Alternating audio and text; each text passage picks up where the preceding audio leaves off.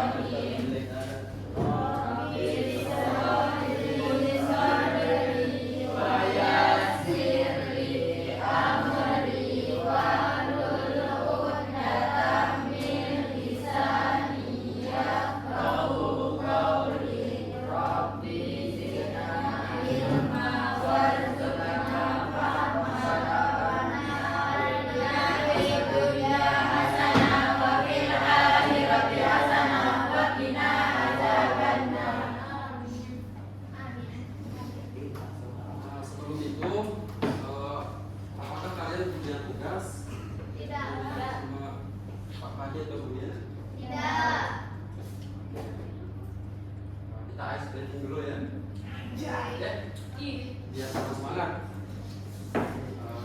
Jadinya tepuk pramuka 3 kali ya. Saya bikin ya, tepuk pramuka 3 kali.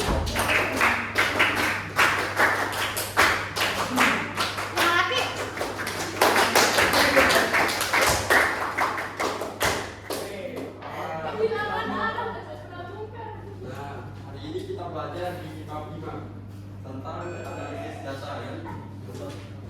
Silakan dibuka halaman 148.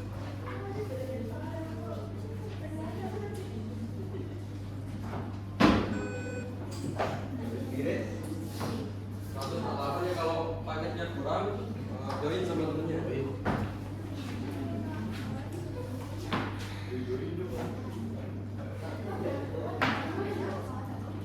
Ada?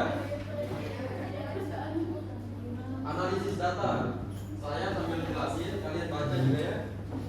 Jadi kita suruh temennya salah satu tolong bacain. Analisis data. Yang pertama di sini ada A, mengumpulkan data. Data dalam kehidupan manusia saat ini semakin penting seiring dengan bertambahnya aplikasi teknologi informasi yang mendukung kehidupan manusia dan bertambahnya ketergantungan manusia pada teknologi tersebut. Jadi data dalam kehidupan saat ini sangatlah penting ya. Data bisa berupa teks, paragraf, video, foto, dan lain sebagainya. Data itu nanti akan disimpan ke database yang sangat besar. Kemudian itu nanti akan dipanggil jika dibutuhkan. Kemudian di sini yang pertama data dan pengolahan data. Nah, ada bisa bacain yang pertama ini apa itu data? Kalau ada kita tolong tanda tangan atau saya pilih sendiri. Ada? Oke bro, bacain yang nomor 1. Data dan peranan data. Besaran dong.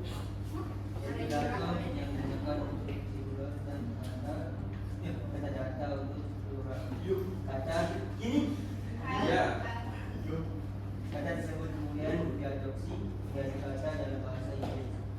Data adalah komponen dari suatu data yang diperoleh dari hasil pencatatan, pengamatan atau pengaturan suatu kejadian. Data dapat berupa karakter, teks, kata, angka, gambar, suara, dan atau video. Nah, sampai itu dulu ya. Jadi data itu sangat banyak ya. Nah, sebagiannya itu merupakan yang dibaca oleh penukaran itu ada yang berupa karakter, ada yang berupa teks, ada berupa kata dan angka, gambar, suara, dan video. Nah, terus di sini juga data dengan cepat serta sebaliknya. Di halaman 150 ya, dibuka. Nah, penggunaannya melibatkan banyak sekali data, di antaranya sebagai berikut. Ini yang memproduksi data, bisa kalian lihat. Yang A itu internet. Nah, internet ini sangat besar sekali memproduksi data, yang dimana dalam kehidupan kita, jika kita mencari sesuatu di Google, di internet khususnya, itu apapun yang kalian cari, yang misalnya kalian cari artis atau perangkat keras atau apa namanya, atau yang kalian butuhkan ya di Google, pasti akan keluar. Kenapa Google itu tahu yang kalian cari? Misalnya artis siapa ya? Raffi Ahmad. Misalnya kalian cari Raffi Ahmad, kenapa Google itu tahu ada Raffi Ahmad? Itu karena Raffi Ahmad sudah disimpan datanya di internet di Google. Jadi waktu kalian cari itu pasti akan tampil Raffi Ahmad sesuai yang kalian inginkan. Kemudian yang B itu media sosial. Ini teknologi yang memproduksi data ya. Media sosial itu banyak sekali ya, seperti TikTok, Instagram, Facebook, dan lain sebagainya. Jadi media sosial ini sangat banyak sekali memproduksi data. Di sini bisa kalian baca itu ribuan ya per hari. Nah, yang C komunikasi. Komunikasi yang dilakukan oleh pengguna teknologi setiap hari menjadi salah satu penyumbang data saat ini. Komunikasi ini maksudnya adalah teknologi untuk kalian komunikasi. Contohnya seperti WhatsApp, terus apalagi Snapchat di sini ya. Terus dan banyak sekali ya aplikasi-aplikasi untuk berkomunikasi. Itu semua memproduksi data yang sangat banyak. Nah, yang D itu ada CCTV. Kalian pasti tahu ya CCTV ya. CCTV itu juga memproduksi data ya. Setiap semua yang direkam, terus datanya masuk disimpan. Lalu besok kalau yang punya CCTV itu ingin mencari sebuah video pada hari sebelumnya, dia bisa menemukan itu karena datanya tersimpan.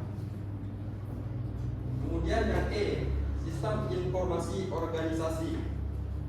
Saat ini, kita minta temennya yang baca juga ya, biar adil aja cowok sama cewek. Sekarang yang cewek. Mbak, mau bacain yang E ya.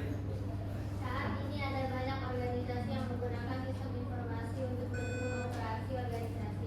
Setiap transaksi dicatat dan disimpan sebagai data di dalam sistem. Kemudian data tersebut akan digunakan untuk mendukung operasional dan pengambilan keputusan oleh manajemen. Penggunaan teknologi ini juga berperan menambah data yang ada di setiap waktu. Lanjut dengan F.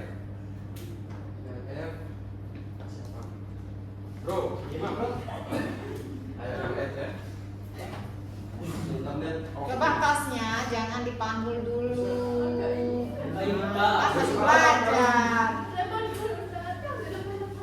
Nanti kalau udah pulang, taruh dia di samping. Nggak ada yang mau curi HP-nya gitu. Internet of Things. Internet of Things atau sering disebut LOT adalah yang besaran. Biar dengan berbagai perangkat terhubung ke jaringan internet, di mana perangkat tersebut memiliki kemampuan untuk mengirimkan dan menerima data. Teknologi pada tahun 2000 ada 2 miliar perangkat yang terhubung ke jaringan internet. Diperkirakan data ini meningkat menjadi 200 miliar pada tahun 2020. Nah, Internet of Things. Nah, ada yang tahu Internet of Things itu apa? Tahu? Siapa yang tahu? Silakan sebutkan salah satu contohnya.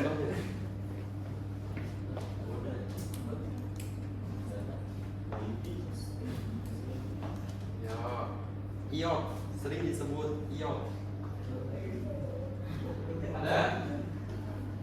Oke, kalau ada saya Internet of Things itu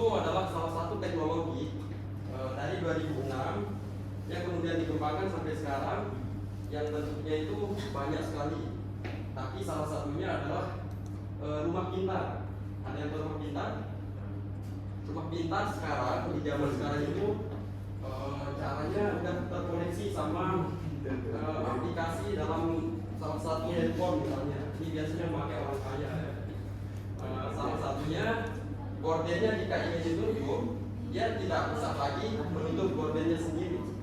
Dia tinggal suruh HP-nya pakai remote, langsung dia akan menutup sendiri. Itu pun juga pintu. Itu udah banyak sekali orang-orang kaya yang menggunakan teknologi tersebut. Nah, oke, kita simpulkan ya dari pembahasan yang tadi itu.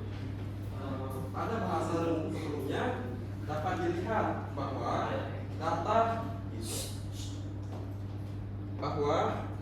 data yang ada dapat berupa teks, angka, gambar, suara, dan video. Data tersebut disimpan ke ruang penyimpanan dalam bentuk kode-kode biner. Kode-kode biner ini adalah kalau kalian pernah lihat,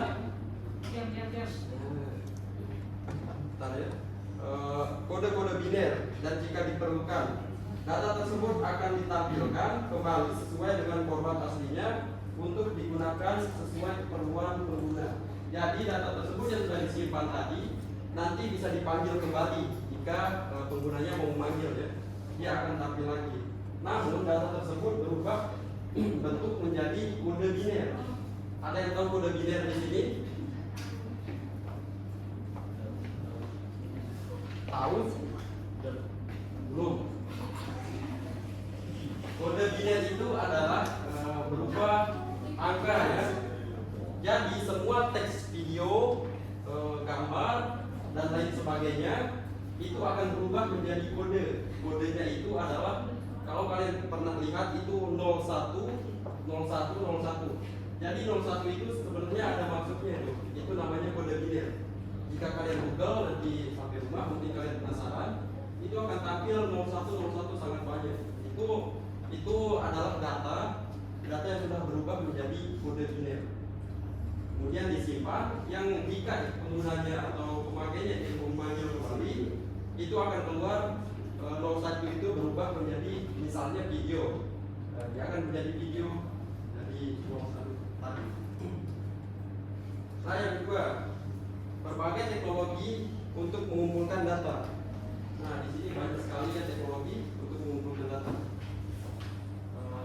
Yang pertama, bisa minta tolong temennya lagi yang cowok sekarang ya.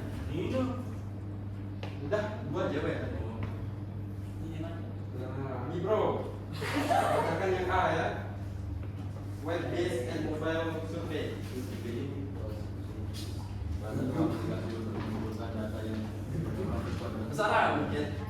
hampir di banyak negara adalah Lo nggak tahu itu mungkin. Aku lagi. teknologi ini digunakan untuk mendapatkan tanggapan pemikiran, keinginan atau kebiasaan subjek yang disurvei melalui halaman web atau aplikasi mobil. Proses ini dilakukan dengan cara mengundang orang-orang tertentu atau sampel yang dipilih untuk mengisi formulir yang ada di internet atau aplikasi mobile. Dengan cara ini, proses pengumpulan data menjadi lebih mudah dibandingkan dengan survei Konvensional.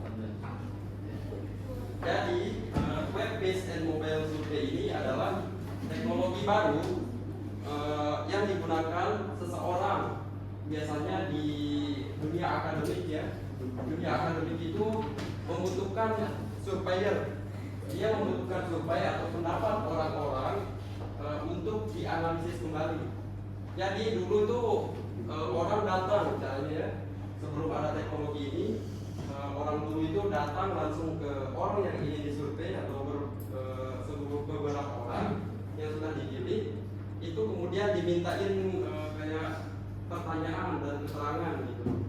Namun sekarang setelah adanya teknologi ini sudah tidak lagi, dia bisa mengirim melalui WhatsApp seperti Google Form gitu untuk mensurvei sesuatu. Itu memudahkan sekali ya dalam kehidupan saat ini. Kemudian yang B, pelacakan GPS. Ada yang mau membacakan nih? Pelacakan GPS, cewek, Mbak. Mbak. Panggil deh aja. D. Ya kalau bro juga kalau dalam kelas nggak usah. Jadi D. Nah itu nanti di luar boleh lah pas keluar main. Oke deh. Cie. Ayo jangan ganggu temennya. Saya bacakan ya.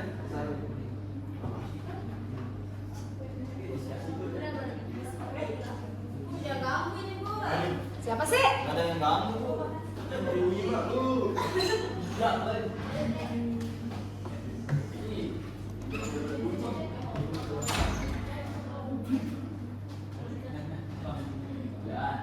Coba dibaca itu, jangan HP aja dilihat Baca. biar terbiasa.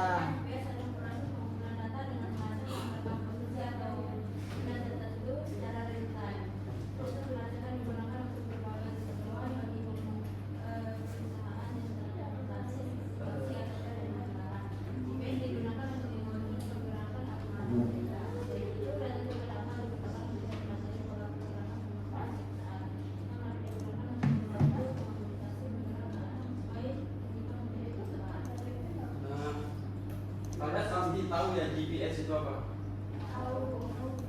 Ada bisa jelasin lagi contoh. Oh, kasih tahu saya contoh GPS yang mana? Ada?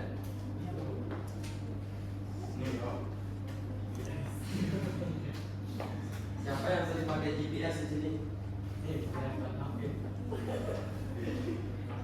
Ayo jawab. Ada? Ini Rara sering ini Kak. Nah, ayo dong. Salah satu contohnya satu aja. Oke, GPS itu kita sering sekali memakai ya. GPS itu seperti kita serok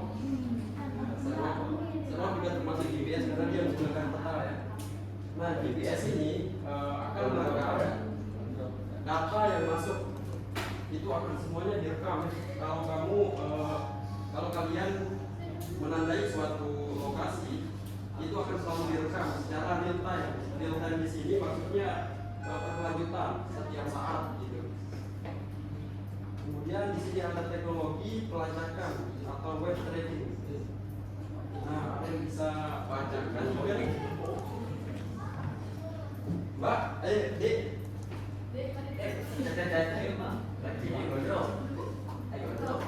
Yang C, bukan berarti itu.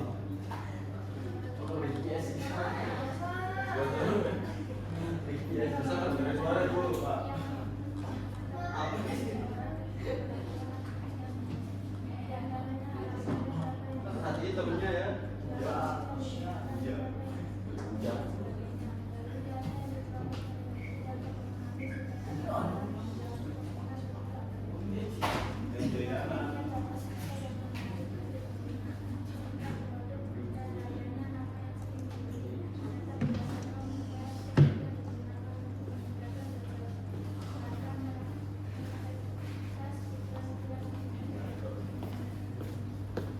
Kemudian yang D, yang D.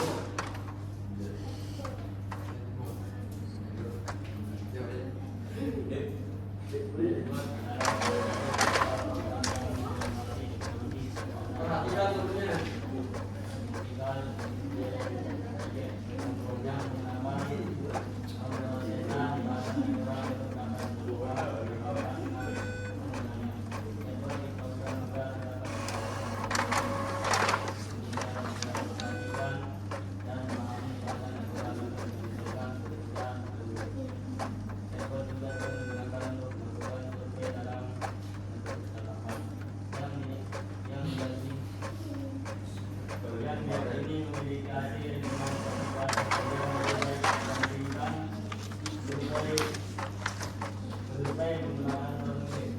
Nah, jadi ada yang pernah menggunakan chatbot di sini?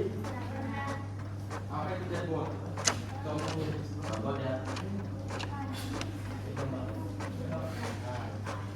Nah, chatbot itu ya kalau yang sehari-hari kita gunakan atau sesekali kalian gunakan itu contohnya seperti di WhatsApp. Di WhatsApp yang biasanya yang dimiliki oleh suatu perusahaan atau Shopee ya. Kalau kalian sudah pernah ngechat di Shopee, chat toko itu, kalian akan langsung dibalas ya. Ada yang pernah? Nah itu yang langsung balas itu bukan pegawainya, itu namanya chatbot. Jadi itu memudahkan, sangat memudahkan pembisnis karena dia tidak membutuhkan lagi karyawan, ya. Karena dia tidak membutuhkan lagi karyawan untuk membalas salah satu pembeli mereka. Itu sangat menguntungkan bagi pembisnis ya, dalam e-commerce. Kemudian yang E, fMRI atau dan CED, Functional Magnetic Resonance Imaging. Nah ini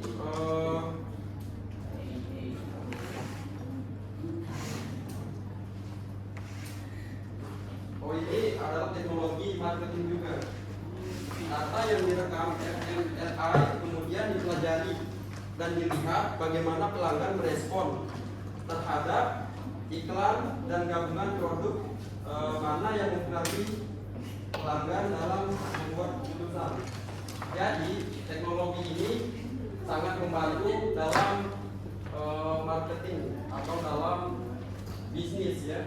Kenapa? Karena pembisnis itu akan membutuhkan data produk mereka yang sangat laku dan yang tidak laku. Jadi teknologi ini bisa tolong perhatikan. Teknologi ini memberikan mereka kemudahan untuk membuat keputusan bagaimana langkah selanjutnya yang akan dilakukan oleh suatu perusahaan atau pebisnis. Kemudian yang F, respon galvanik kulit, galvanic skin response. Ketika tubuh atau pikiran manusia mendapat stimulus, tubuh akan mengalami reaksi kimia tertentu yang akan menghasilkan sinyal listrik di kulit akibat dari reaksi kimia tersebut. Sinyal tersebut disebut dengan ISR. ISR diukur untuk mendeteksi perubahan tahanan listrik pada kulit yang diakibatkan oleh stres. Pengukuran tersebut dilakukan dengan menggunakan galvanometer sensitif. Dengan teknik ini kita dapat mengukur reaksi pelanggan terhadap sebuah merek, iklan, halaman web, dan toko dan sebagainya ya. Metode ini memberikan keuntungan karena dapat menghasilkan bias persepsi dalam mengukur emosi aktual terhadap stimulus tertentu. Teknologi ini berkaitan dengan bisnis semua, karena itu memudahkan untuk penggunanya mengambil keputusan. Banyak sekali ya teknologi yang menyumbang data, seperti teknologi eye tracking, teknologi crawler, data transaksi, berbagai jenis radar, perangkat Internet of Things. Nah setelah kalian mengetahui yang tadi, semuanya penyumbang data tersebut sangatlah banyak ya. Jadi dibutuhkan privacy atau kerahasiaan data agar tidak semua orang dapat mengaksesnya.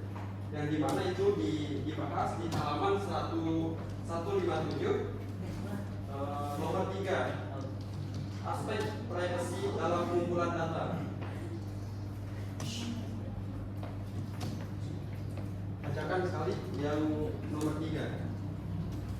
Nah, kan.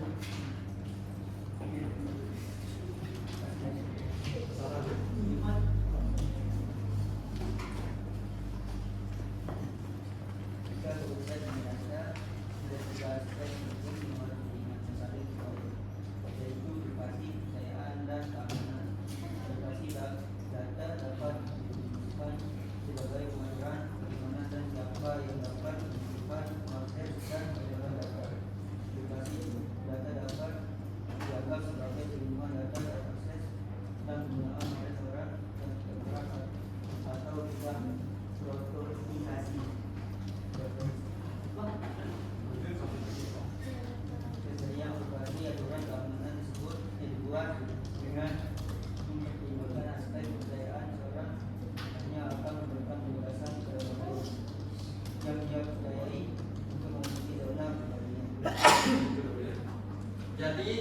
aspek privacy itu dibagi menjadi dua ya, ada privacy dan ada juga public. Jadi data itu ada yang sifatnya privat atau tersembunyi dan juga ada yang public atau bisa diakses oleh semua orang. Nah, data privacy itu di sini sudah disebutkan, privacy data dapat dianggap perlindungan data dari akses penggunaan oleh orang yang tidak berhak atau tidak terotorisasi. Jadi kalian mempunyai data privacy ya. Contoh data privacy dari kalian adalah KTP, yang dimana kalian belum punya KTP ya. Nah, kalau di KTP itu ada data privacy dan juga ada data public ada. Ya, coba Anda, apa itu data public di dalam KTP yang bisa dilihat oleh semua orang? Ya, data diri kalian. Kalau besok kalian punya KTP, itu ada data privacy dan juga ada data public atau data yang bisa dilihat oleh semua orang. Nah, itu benar. Nama, terus ya, alamat. nah, oke. Terus yang privacy.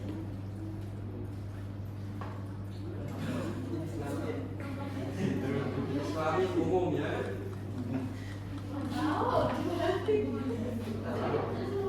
Nah, yang privat dalam KTP itu atau yang privacy itu jenisnya unik sekali, seperti ini kalian.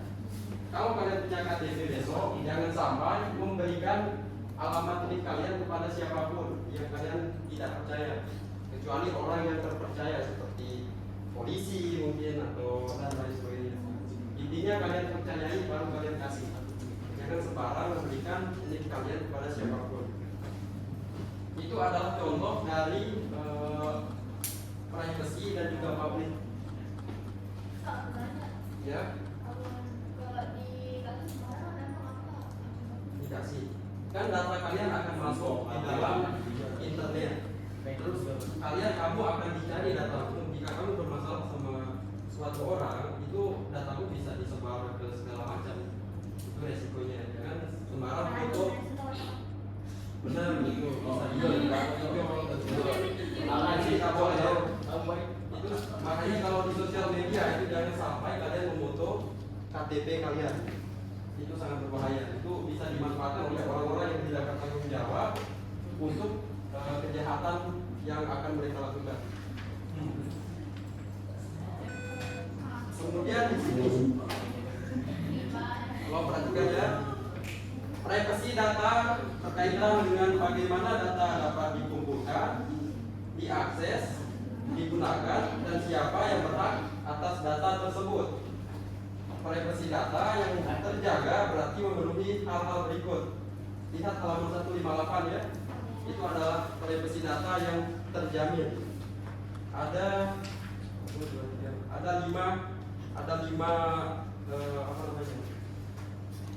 tahapan. Data itu apa? Ya, bentar ya. Oke, yang pertama data dikumpulkan dengan akurat dan lengkap. Yang kedua itu adalah data bebas dari penggunaan yang tidak pada tempatnya. Ini adalah privasi data yang terjaga ya, seperti membeli yang ini, yang 5 ini. Kemudian yang ketiga, data bebas dari akses yang tidak terautorisasi, terutama data pribadi seperti KTP kalian yang tadi.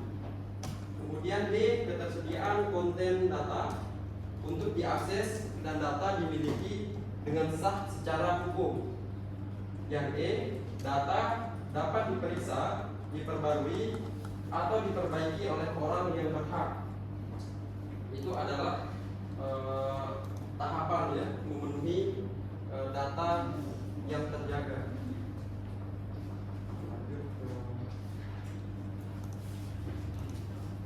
Ini pembahasan. Nah, data-data tersebut karena terlalu banyak di dalam apa namanya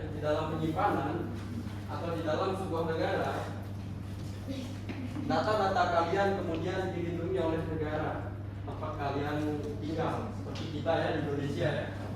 Indonesia itu mempunyai undang-undang yang mengatur tentang perlindungan data, yang dimana data kalian akan terjamin kerahasiaannya dari orang-orang luar Indonesia.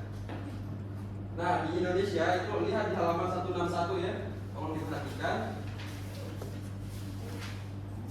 Di Indonesia terkait isu perlindungan dan privasi data, pemerintah mengeluarkan Undang-Undang Republik Indonesia Nomor 11 Tahun 2008 tentang informasi dan transaksi elektronik, dan Undang-Undang Republik Indonesia Nomor 19 Tahun 2016 tentang perubahan atas Undang-Undang Nomor 11 Tahun 2008 tentang informasi dan transaksi elektronik. Pasal 15 dan pasal 16 serta pasal 26 dan pasal 31 dari undang-undang tersebut mengatur tanggung jawab organisasi penyedia layanan akan perlindungan data, hak pelanggan, serta larangan dan sanksi bagi pelanggar privasi data. Jadi jika salah satu perusahaan atau aplikasi yang menyalahgunakan data kalian, seperti aplikasi pinjol itu yang tidak terdaftar atau pinjol ilegal, jika menggunakan data kalian atau mengubah data kalian, itu akan disanksi oleh negara ya. Itu akan dikenai hukum yang kalian baca tadi.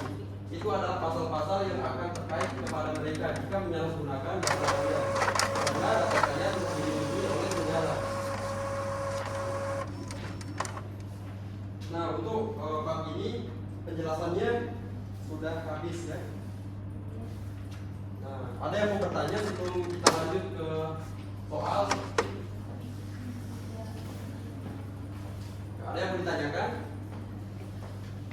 Ya bisa ya, kalaupun di luar pembahasan ini, jika ada yang ditanyakan masalah IT, sosial media, bisa juga.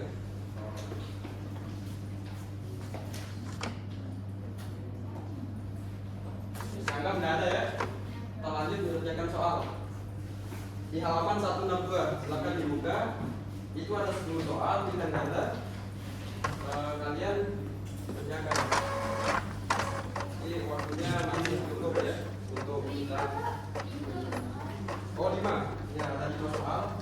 Tulis di buku catatan kan ya.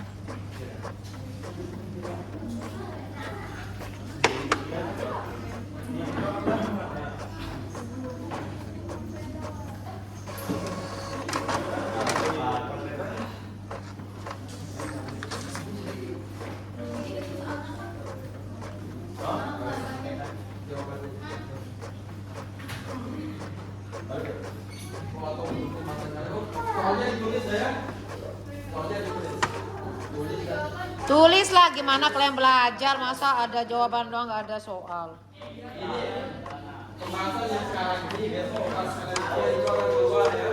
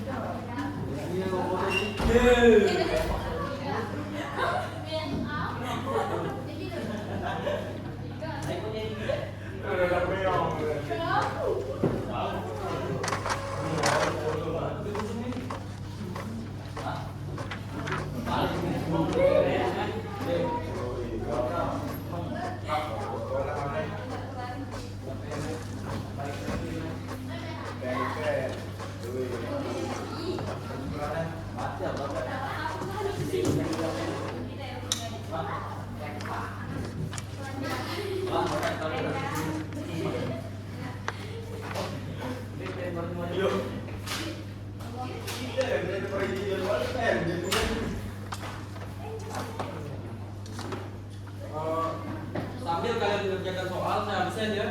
Ya.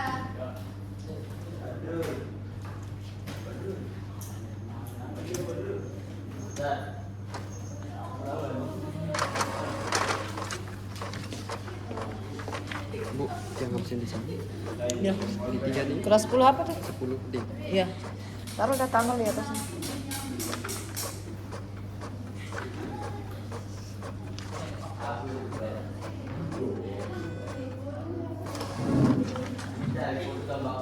Ahmad Henry. Hadir. Ahmad Desar. Bolos. Siapa yang bolos itu? Dasar. Lah, kenal anak. Anita. Iya, tolong kenapa ada gue gini bani? Aulia Linda.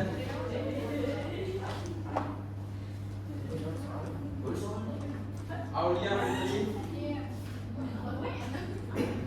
Aulia Rizkika. Tiga Aulia ya. Chandra Krishna.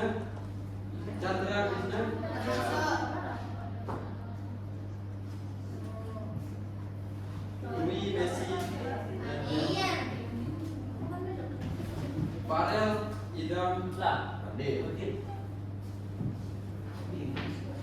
Gifari.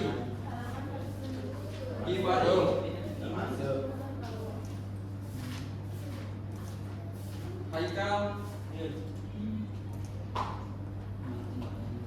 Hani Sarbila. Laras satu Jannah. Laras di luar. Yang ngisi ngambil pulpen. M Irwin. Miranda Alisa. M Iman Nawawi.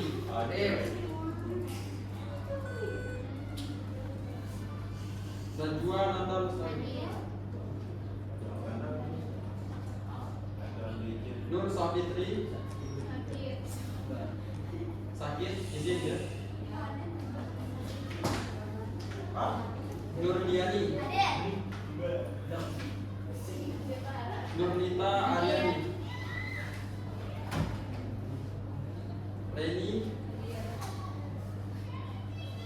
Sipa.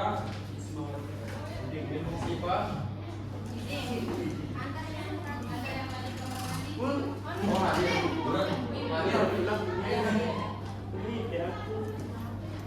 Syakila. Yunita. Masuk.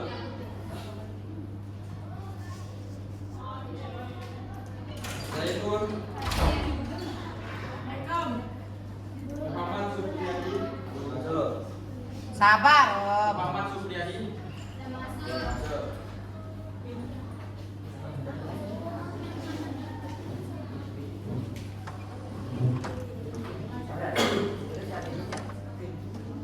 Bu, ditulis habisnya. Tulis soalnya. Abis jawab. Bisa jawaban dulu tulis.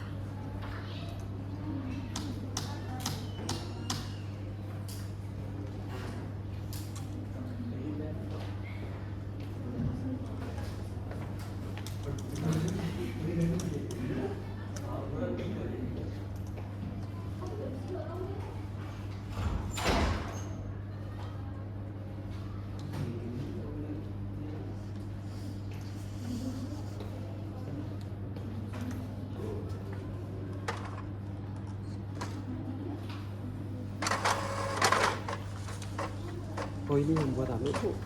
Yang buat olimpiade itu? Iya, mandi mana Ya itu. Oh jadi materi mereka. anak Unram itu, Unram yang ada. Oh enggak. Oh bukan Ustaz. Teknik Oh ini. informatika. Lain belum itu.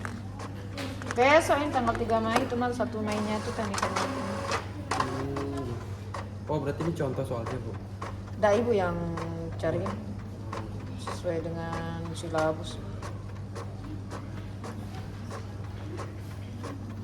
Ntar bu, mahasiswanya yang ikut olimpiade itu yang punya Kelas 11, 11 11 S2 sama 11 S1. Ridho sama Maulidina. Oh iya iya.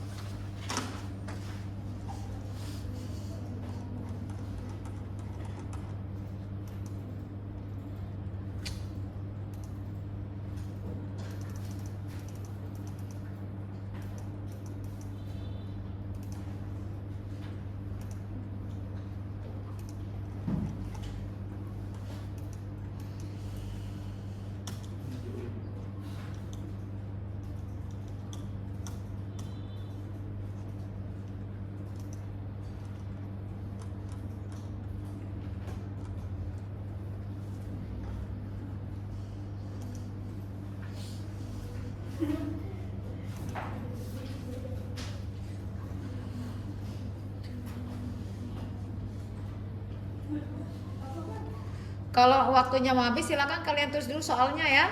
Nah, minggu depan baru kalian cari jawabannya. Ya jadi PR ya. Minggu depan dikumpulkan.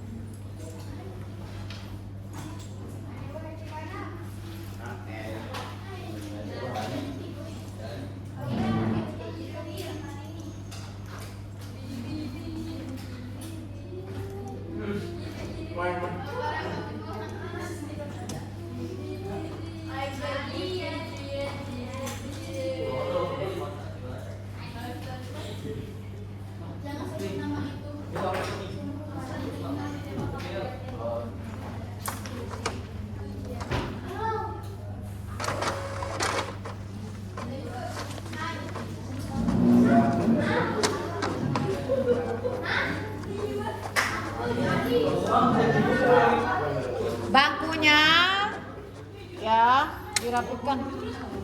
Buku paketnya dikumpulkan supaya langsung diantar ke perpus.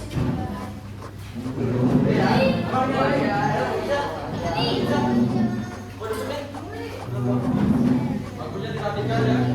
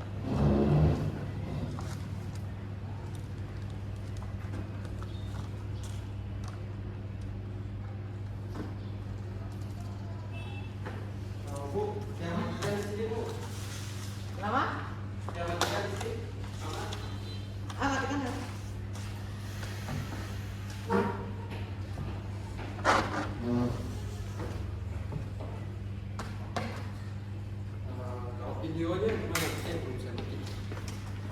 Jadi yang buat videonya